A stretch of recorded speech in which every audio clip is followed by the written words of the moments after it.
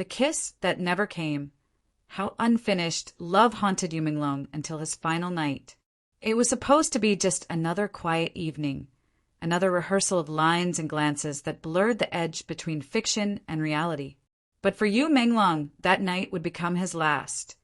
A silent curtain fall on a story of love left unfinished, of words left unspoken, and of a kiss that never came. In the glittering world of Chinese entertainment, Yumang Long was known for his gentle presence, that soft-spoken charm that carried through every character he portrayed. To the world, he was perfection wrapped in calmness.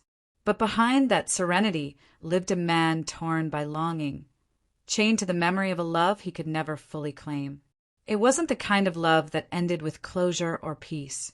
It was the kind that stayed suspended in time, like a melody without its final note. And perhaps that haunting silence was what followed him until his final night. Friends close to him would later whisper that he had been quieter than usual. On set, he often gazed into empty space as if searching for someone who wasn't there. During interviews, he smiled, but his eyes flickered with something fragile, a hidden melancholy. Those who knew him said he carried the ghost of almost in everything he did. Almost happy, almost healed, almost loved. That love story began years before his fame reached its peak. She was not a celebrity, not someone the world would recognize, but she was the one who made him feel ordinary in the best way possible. When he spoke about her to his closest circle, his voice softened. She was, in his words, the only place that felt like home. They met in a quiet cafe before his stardom took full flight. She loved poetry and rainy nights, and he, in his shy charm, fell for the way she looked at him, not as the rising actor, but as the boy beneath. Their connection was deep, yet unspoken. They shared silences more than words, those long, heavy pauses that said everything language could not. But life, cruel as it often is, pulled them apart. Fame came swiftly, separating him from the simplicity he craved. Schedules filled, calls went unanswered, and the quiet intimacy that once defined them dissolved into distance. Still, neither of them truly let go. There was one night, friends recall, when Yumang Long showed up at her apartment in the middle of a downpour. He didn't have an umbrella. His hair and clothes were drenched, and yet when she opened the door, all he said was, "I couldn't stop thinking about you." But just as she was about to speak, his phone rang, a call from his manager reminding him of an early shoot. Duty over desire. He hesitated, eyes glistening with rain and emotion, then whispered, "I'll come back." But he never did. That was the night of the kiss that never came. He left her doorway with his heart breaking quietly, unaware that moment would replay in his mind for years. Every love scene he acted afterward seemed to carry traces of her, the way his eyes lingered too long, the way his hands trembled slightly when he touched his co-star's face. Audiences saw it as artistry. Those who knew him recognized it as truth. As his fame grew, his solitude deepened. Success surrounded him, yet he remained untouched by it. Fans adored him. Directors praised him, but none of it could fill the hollow left by her absence.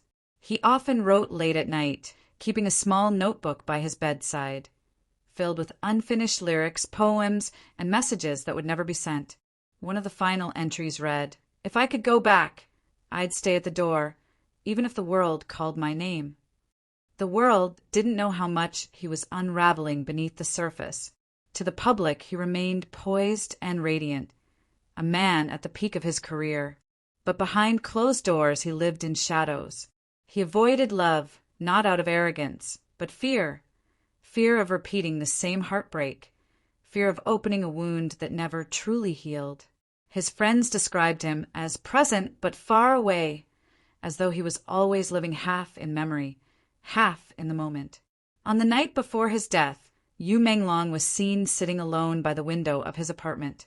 The city lights glowed faintly against the glass, reflecting a man lost in thought. A half-empty cup of tea rested beside him, still warm. His phone was unlocked, displaying an unsent message. Her name at the top, the words beneath reading, "I still think about that night." He never pressed send. Those who found him said his room felt eerily peaceful, almost staged, as though he had prepared his final act. His scripts were neatly stacked on the table, his guitar resting in the corner, and his journal, open to the last page, contained only one line. "The kiss never came, and maybe that's why I never left." News of his death broke the internet. Fans flooded social media with disbelief and grief, unable to comprehend that the man who smiled so tenderly on screen was silently drowning off camera. Hashtags trended worldwide. Hashtag Remember Yumang Long. Hashtag The Kiss That Never Came. Hashtag Forever in Our Hearts. Every photo, every clip of his soft laughter suddenly felt like a message from someone who had been saying goodbye for a long time. In the days that followed, journalists tried to piece together the fragments of his last months. The increasing isolation, the melancholic interviews, the cryptic social posts about unfinished dreams. But no article, no investigation could truly capture the depth of his loneliness. His story was not one of sudden despair. It was a slow fading, a quiet erosion by love unfulfilled. The woman, the one who had once held his heart, attended his funeral in silence, hidden under a black veil. She stood apart from the crowd, her tears falling without sound. Those close enough to see her said she whispered something under her breath before leaving. "I was going to kiss you goodbye that night." And with that, she disappeared into the crowd, leaving behind a chapter forever unwritten. His fans still replay that one unfinished scene from one of his dramas, where his character leans in for a kiss, only for the camera to fade before their lips meet. It's haunting now, almost prophetic. Every rewatch feels like a reflection of his real life, a man reaching for something he could never quite have. Time has passed, but his story lingers like a soft ache. People remember him not just as the actor with soulful eyes, but as the man whose life became a poem, one about love that almost was, about promises half-kept, and about goodbyes that came too soon. In a way, his death immortalized that sense of almost. The kiss that never came became a symbol of yearning, of beauty within incompleteness, of hearts that never stopped waiting. Perhaps that's why Yumang Long's legacy feels different. It's not built on fame or awards, but on emotion, on the vulnerability he carried like art, on the humanity that made his pain feel universal. He taught his audience, without words, that sometimes the most powerful stories are not the ones with happy endings, but the ones that end too soon, leaving you suspended in silence, longing for just one more moment. Late at night, his fans still leave comments under his old posts, messages filled with tenderness and grief. "You deserved that kiss. We'll finish the story for you. You are loved, always." It's a quiet tribute to the man who taught them that unfinished doesn't mean forgotten, it means eternal. If you listen closely, if you replay his last interviews, you might notice how often he used the word someday. The rain fell heavier that night, a soft, rhythmic sorrow against the glass windows of his Beijing apartment. Yumang Long sat by the window again, the same way he always did when his heart grew too loud to ignore. Outside, the city pulsed with light and laughter, but inside, silence ruled. It was as if time had stopped just for him, trapping him between memory and reality. On the table beside him lay a folded letter, one he had written and rewritten countless times. Its first line, "I still remember the rain that night, the one that stopped before our kiss." That kiss had become his ghost. It followed him through the years, through every role, every script, every lonely hotel room where he rehearsed lines no one would ever hear. To outsiders, Yumang Long seemed like a man who had everything: fame, beauty, talent, a future bright enough to blind. But those close to him said he was never truly here. His smile always carried distance. He would listen intently when spoken to, but his mind wandered, perhaps back to that night, that rain, that door she had opened only halfway. He once confessed to a friend after a late-night shoot, "Sometimes I wonder what would have happened if I had stayed." If I didn't answer that call, maybe I'd still be whole. The friend remembered how his eyes had glistened, not from exhaustion, but from the unbearable weight of maybe. That word was his curse. The woman he couldn't forget, the one who had seen him before the fame, had unknowingly shaped his art. Every time he acted, he wasn't pretending. He was remembering. When he wept on screen, those weren't scripted tears. They were pieces of the love he'd buried alive. During one scene in a drama, when his character loses the woman he loves, Yumang Long refused to use glycerin. "I don't need it," he said quietly. The director watched as he broke down in front of the camera, raw, trembling, real. When the scene ended, the crew clapped. But Yumang Long didn't move. He stayed in that grief, unable to leave it behind. Behind the scenes, he became increasingly private. He turned down interviews that probed into his personal life. When asked about romance, he would only smile and say, "Some stories are better left unfinished." That line, repeated in several of his later interviews, would later echo across social media after his death, a haunting reflection of the truth he had carried to the end. One evening, a few weeks before his passing, he was seen sitting alone at that same cafe where he'd met her years ago. The waitress recognized him immediately, though he had covered his face with a cap and mask. He ordered the same drink he used to, black coffee, no sugar. He sat by the window where the two of them had once shared laughter and dreams. The waitress said he kept looking at the empty chair opposite him, as if expecting someone to walk in. When he left, she found a napkin under the cup on which he had written, "Still waiting." In his final film, the irony was painful. His character was a musician torn apart by lost love, writing songs for a woman who never returned. During the recording of the movie's theme song, he insisted on singing it himself. The lyrics, soft, poetic, almost prophetic, told of a man who lived between what was and what could have been. The producer later admitted that Yumang Long had rewritten a part of the song himself. The final line, "If she had stayed 1 second longer, maybe I'd still be breathing." The night before his death was quiet. The city outside was still alive, but he was already fading from it.